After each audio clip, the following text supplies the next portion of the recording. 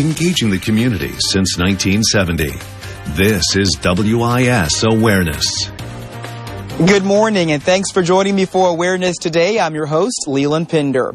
And today I'm in Pinewood, South Carolina, to bring you a story of self-discovery, a re-education, and reconciliation. It's all taking place inside the American Legion Post in Pinewood here on Clark Street. Let's go inside. Dozens of people look on and listen attentively as author Sarah Bracey White discusses her book, Primary Lessons. It's about her life growing up in the once small, segregated town of Pinewood in Sumter County, where generations of her father's family once lived. She never knew her father because her parents separated at a very young age.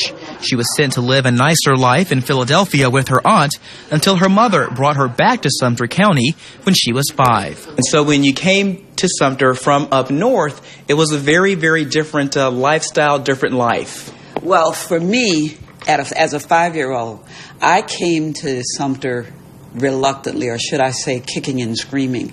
I had lived for the first 5 years of my life with my mother's sister in Philadelphia, and she was actually old enough to be my mother's mother, so she treated me like a grandmother treats a child. Everything I wanted, I got, and I thought I was this princess who was just living the perfect life. And when I was old enough to go to school, my mother brought me back so that she could have her family together. She could teach while I was in school during the day. I was not happy because I came from Philadelphia, where we lived in a house on an integrated street in North Philadelphia in a 4-bedroom house. I moved to Sumter to a 3-room house that I shared with my mother, my 3 older sisters, and a new baby brother who was born months after I came home. So along with sibling rivalry, my sense of anger about being taken away from my aunt in the life that I knew, I was faced with Jim Crow segregation, which I knew nothing about. And what was that like to be thrust into that environment and just, you had no idea what it was? I was constantly asking questions. And asking questions, children were to be seen and not heard. So I caught a lot of grief because I questioned everything. Oftentimes, the answer White would get to her questions was, "You can't do that. Colored people can't do that." And I said, "Well, why?" And she said, "Because that's the way it is." In Primary Lessons, she recalls instances where racism and segregation just didn't quite make any sense to her. I'm in the Capitol department store, and during Jim Crow, blacks had to wait until all the whites in the store were waited on before they could be served by a clerk. And we had waited, and it was our turn, and the clerk came to us. And just as she did, a white woman came in the store, and she turns away. And I said, no, we're next. And my mother slapped me. I was horrified. And another customer in the store, a white woman, said, "That's right, teach that girl to stay in her place." That was what it was like for me. I was determined that was not my place. Living in the Jim Crow South, White says reading and writing were her salvation as she grew up in Pinewood. These things helped her realize she was not alone. White's mother died when she was 17, and she went to college and went on to live her life. More than 20 years later, though, she would return home. When I was 40 years old, the need to know about my father's family overtook me, and I came to Pinewood and talked to residents like Ruby Reagan and Gussie White, and they began to tell me my family history, and it altered my concept of who I was, because I realized I came from a deeply entrenched family that had done wonderful things in Pinewood that nobody knew about. Researching her family's history uncovered information that she never imagined. Her father's family story was incredibly unique for African Americans living at that time. For instance, an excerpt from her grandfather, Stephen White's obituary, dated May 7, 1919, reads, "Stephen White, an old respected colored citizen of the Sand Hill community, died last Saturday. Uncle Stephen was a very humble citizen of considerable wealth, being universally liked by all who knew him. He was about 76 years of age, which attributed much to his death. He was laid to rest on Sunday amid about 3,000 citizens of the surrounding community, among whom there were many whites. 3 sons and 3 daughters survive him. He leaves an estate valued about $75,000. That's over $3 million today. It was overwhelming, and all I could think was this man couldn't read and write, and he managed to do that. So it meant that he was smart. He was a businessman. He had a certain savvy. He was renting property to other blacks. So he was kind of seeding the future of black people in Pinewood. At 40, when I came back and spent 2 weeks in the Manning courthouse researching my family, I found enough records that I couldn't read everything. I had to selectively find it. I found my great-grandfather, Stephen Francis White. I found his 2-page will. I found mortgage papers where land transactions took place, where he signed each one with an X. So this was a man who couldn't read and write. When I got to adding up how much acreage he had, and I got to 1,200 acres of land in the late 1800s that he owned, I was shocked.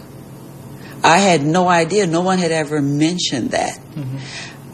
My father and my mother were separated, so my mother never talked about my father.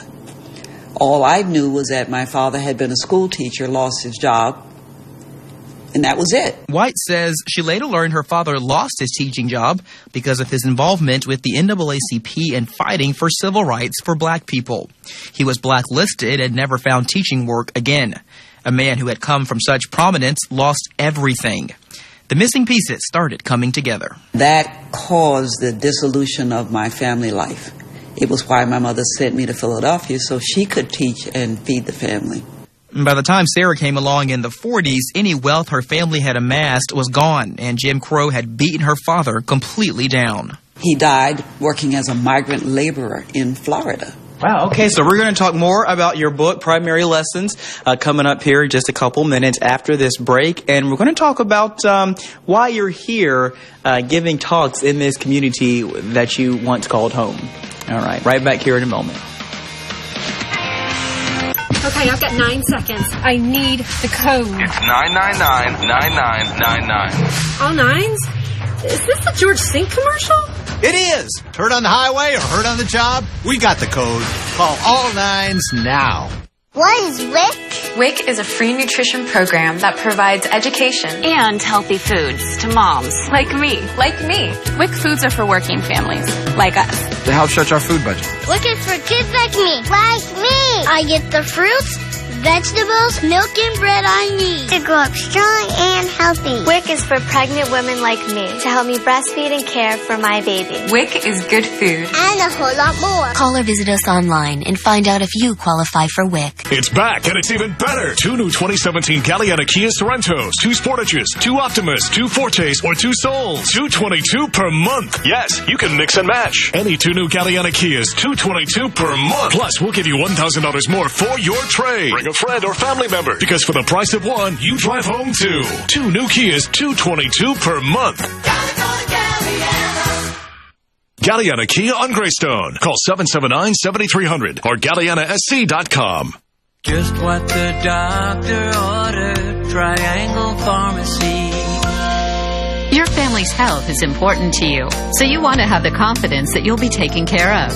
Our friendly, professional staff will guide you, offering straight advice and setting you on the right path to recovery.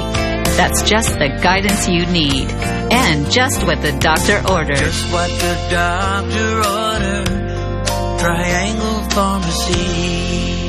You were injured in a car wreck. You're drowning from lost wages and medical bills. I better call all 9s. At George Sink Injury Lawyers, we'll fight off the sharks and get you all the money you deserve. I'm glad I called all 9s. We're going to need a bigger boat. Welcome back to Awareness This Morning. Again, I'm joined by Sarah White, the author of Primary Lessons, a book about growing up in Sumter and all that you learned about your life. Tell us why you wanted to come back to Sumter to really talk about your book, Primary Lessons, with people who live here and the connection you feel to those people. What do you hope they're going to get out of talking with you about your book? One of the things that I've always done is I'm from a family of teachers, and I think that there is no better lesson than from a life lived by someone who is exactly like you. I was a person who was born and grew up in the Sumter County, Sumter, South Carolina. So it means that anybody in Sumter, South Carolina can do what I did with their lives if they want to. And I found that in writing my book and doing book talks, people would ask me questions about how I managed, and they would say to me, are you the only person in your family who's gone to college? Are you the only person who's gotten away from South Carolina and made a success of your life? And my answer always is no. So many people like me who had a desire to do something other than what was available in Sumter left and did it. And I want to talk to people in Sumter now, young people who have no idea of what the challenges were. So therefore, they have no idea of how much power they have within the adversity of things. You read about businesses closing and young people not having things to do and young people not reading. I was saved by reading because it made me know the world was bigger than what I could see on my horizon. I want to tell people that story. The other part is I come from a long line of talkers. Mm-hmm.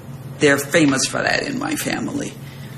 But I wanted to honor those who came before me that I did not know. People who lived in Pinewood, who worked in Pinewood, who did not have a voice, who couldn't say the things that I can say, who didn't have the opportunity to go to places. I want to celebrate that I am who I am because they had vision and wanted things for their children. My great-grandfather, who couldn't read and write, sent his daughters to college, to Allen University. He sent his son.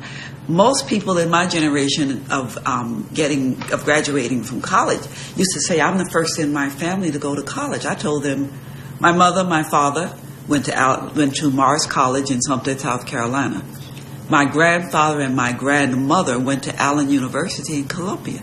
I am the third generation of educated blacks. I knew that part of my history. I did not know that the great-grandfather was doing as much as he had done. I really wanted to come back to Pinewood to say thank you, to commune with the spirits here, and thank them for giving me the basic stuff on the genes that allowed me to step out into the world. You realize at 17 I was an orphan.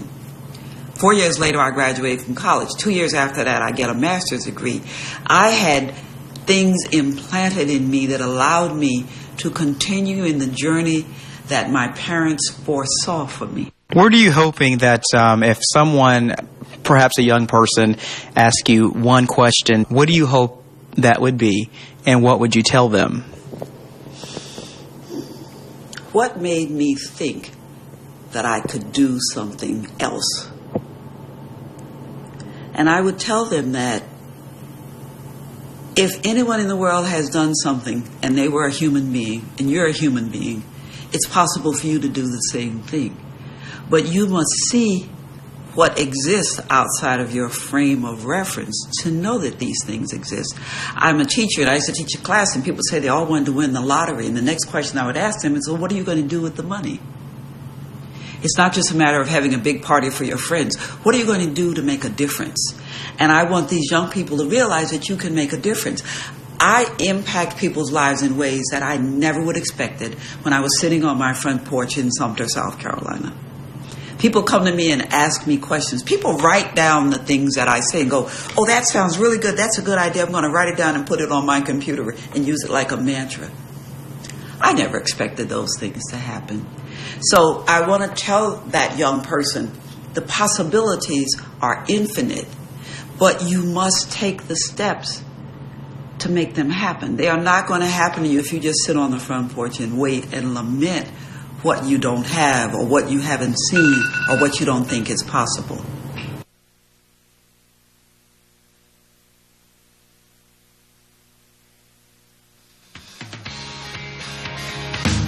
Need new floors? Empire today makes getting beautiful new floors easy. Impossible? Let me show you. Empire brings hundreds of samples to you. We call it Shop at Home. The floors are high quality and come with great warranties. Plus, Empire handles the installation. You don't lift a finger, and the job's done right. Shop at home, quality floors, professional installation. That's Empire Today. 800-588-2300 Empire. Today. At Bojangles, it's all about the biscuits. Get 2 made-from-scratch smoked sausage biscuits for just $2.77. Bojangles, it's bow time. The South Carolina Department of Agriculture invites you to come enjoy the colors and smells of fall at our annual Plant and Flower Festival. Held at the State Farmers Market September 22nd through September 24th, the festival will feature seasonal plants and flowers for your gardening needs. Make your yard beautiful with great ideas from the Fall Plant and Flower Festival at the State Farmers Market in West Columbia. See you there. At the Farmers Market, you can raise a lot of fun. Lexington Auto and Truck.com, where we guarantee it. Credit approved, we guarantee it. 3-month, 3,000-mile warranty, we guarantee it. Need financing, we guarantee it. Lexington Auto and Truck.com, where we guarantee it. WIS loves to share stories of people making a difference, people who work to build a better community. If you know someone who should be highlighted as a community builder, nominate them at wistv.com/builder. Been in a car wreck? Needs your check? Don't scream, call Akeem. We got a $625,000 settlement for our client who was involved in a head-on collision. Call all twos now. To get your attorney, dial all twos. Megyn Kelly Today, coming September 25th. Right here on WIS News 10. Welcome back to Awareness This Morning. I'm your host, Leland Pender, with Sarah White, author of the book Primary Lessons, about growing up in Sumter County and all that you learned about yourself and your family by doing some research here in your hometown of Pinewood. And Sarah, I want to ask you, we talked about when you first came here as a very young child, you didn't understand how the South worked, how Sumter worked at the time, Jim Crow laws. And you were actually raised to, you were taught to dislike white people. Worse than that, I was taught to not trust them and to assume that when things went bad, they were going to go against me, even though it seemed like they were friendly toward me. Based on my father's experience, my mother taught me that. And I carried that with me for a long time. But I must tell you that when I lived in Sumter, I always believed that if they knew who I was, they would like me. They just didn't know who I was. Now, that's because my aunt had imprinted on me that I was an important, valuable person. And that self-esteem lasted me through those 12 years when it was hammered away at by Jim Crow laws. So the things that they were telling me, I didn't quite believe it, but I think I wasn't certain that I should hate white people. So when was the turnaround, the turning point? When did that change for you? I was in Washington, D.C. when Martin Luther King gave his I Have a Dream speech. I was not in the mall. I was at home babysitting my sister's 2-year-old daughter, so I watched it on TV like many people in America. But that part about wanting his little children to be judged by the content of their character and not by the color of their skin is something that resonated with me. But as I began, I went to a segregated college. I went to a historically black college. And when I went to grad school, I went to a white college. And what it made me begin to question is, if I'm asking people to judge me on my character, shouldn't I be doing the same thing with them? Now, my pen pal in South Dakota had been white, and I actually ended my relationship with her when schools are beginning to be integrated. I felt guilty having a white friend when little black school children were being egged and spit on for trying to go to school with white children. As an adult, I began to question these things. And I think that I had worked in the business world. I'm a librarian. I was director of arts and culture for a town that served blacks and whites. And I began to meet white people. I lived in Sumter my whole life until I was 17. I never had any personal interaction with white people. It was all conceptual, except you go in a store or you go to the bank with your mother to collect her pay, or an insurance agent comes to collect money. I never had any dealings with whites. Like a genuine, just chit-chat, a friendly conversation. Not with a child. not anything. So I was ignorant. And I felt that if I were ignorant, that it had to be the same thing. So people say to me sometimes, you act like you're the ambassador for black people. And I say, I know that so much of it is what you don't know. Once I began to talk to white people, they had the same dreams and hopes and plans that I had. So I began to find the common ground for them. And one of the things that Primary Lessons has done, it's opened the door to people in Sumter who grew up during the exact same period of time that I lived here, went to Edmonds High School while I was going to Lincoln, who didn't hate black people. They've begun to correspond with me to talk about reading this book and how interesting it is to know what was going on in the black community, and that I was doing many of the same things that they were doing. So this was eye-opening for me. But prior to that, I had already married a white man, which was never something I ever expected to happen. But when he said to me, you've known me a long time, I will stick around until you stop looking at the color of my skin and look at the color of my heart. Those are profound words for a man to tell a woman who's 43 years old. And I had talked to my sister, and she said, well, the reason you're 43 and not married is because your short list is too long. She said, make 3 things that are deal breakers for why you can't marry somebody. So I gave her 3 things, and she said, well, Bob, my husband, who she had met then as the guy who was pursuing me, she said, well, he's none of those things, so why don't you give him a chance? So I had this long come to Jesus moment where I talked about the possibilities with myself. And I said I was going to give it a chance. And what I discovered is we were so much alike in principle. Our skin colors were different. But we were human beings who wanted the same things, who had the same moral values, who had the same educational aspirations and wanted to do with family and that. So I married him. And we've been married 27 years. Wow, 27 years. Working on 3 decades there. That's what an incredible story. Thanks for sharing that part of your journey. And tell us where you are now. You're not in Sumter County anymore, and what you're doing there. I lived in Baltimore after I finished Morgan and worked for Donald Schaefer, who was the mayor of the city, and he discovered I was a writer, so I wrote a lot of his speeches and delivered them on occasion when he couldn't. But I didn't want to spend my life putting words in other people's mouths, so I gave up a whole career and moved to New York. I'm not cut out to live in New York City, so I moved to the suburbs of Westchester where they had trees, and I have lived there ever since. I've worked several things. I've been a teacher. I taught firefighting. I run a writing program for children. I send poets into nursing homes and hospitals and assisted living facilities. I run writing workshops. I do art shows for senior citizens who want to contribute to the community. So I have this sense of teaching and helping people realize their dreams and their capabilities and the potential and that kind of thing. So I basically will do this job until I fall in the grave, or I get in such demand as a speaker and writer that I don't have time to work anymore. But I have what I consider the life I dreamed about when I lived in South Carolina. I wanted to be in charge of my life. I wanted to express myself. I wanted to be a valuable part of my community. And I've ended up having that. Wow.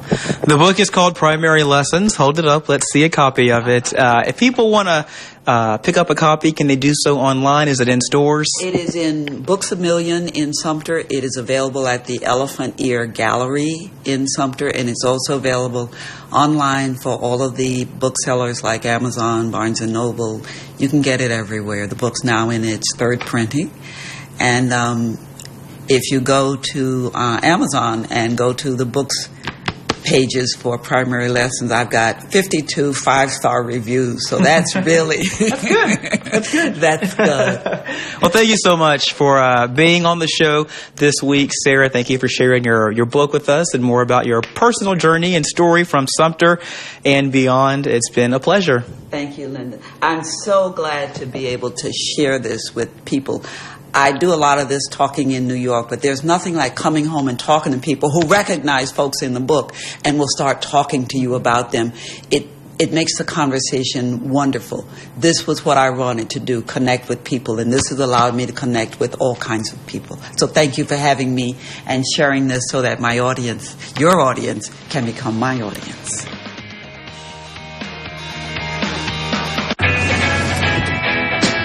How do you show up?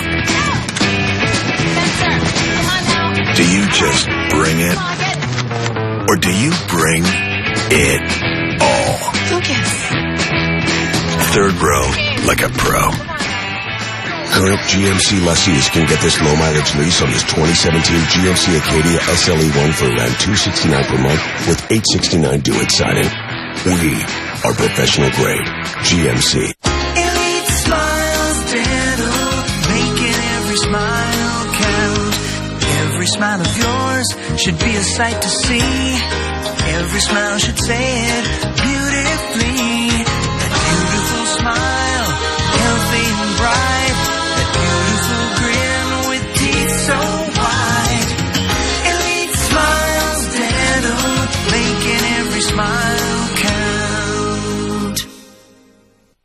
If you've received a mesothelioma diagnosis or a loved one died from this cancer, call Simmons, Hanley, Conroy today. Asbestos exposure causes mesothelioma. Many workers were harmed because companies hid the dangers of asbestos. Today, trusts hold billions of dollars to pay mesothelioma victims and families, and you may be able to get some of this money. Call Simmons, Hanley, Conroy for a free legal consultation. 1-800-476-1369. 1-800-476-1369. I'm a non-attorney spokesperson. Join the City of Casey for the 10th Annual Congaree Bluegrass Festival, October 7th and 8th at the historic Columbia Speedway. This year's lineup includes the Crow Brothers, Deeper Shades of Blue, and many other talented acts. For schedules and more information, visit CongareeBluegrassFestival.org. Give the brave men and women who served our country the heroes recognition they deserve with a WIS military salute. To submit your nominations, go to WISTV.com/salutes. Brought to you by Crescent Construction, the official roofer of the Gamecocks. Whatever path you're on in your life, no matter who you are or where you come from or what color you are, stay the course and keep on that journey. As Sarah Bracey White has shown us, it'll be well worth it. For this week's awareness, I'm Leland Pender. Have a great rest of your weekend. It's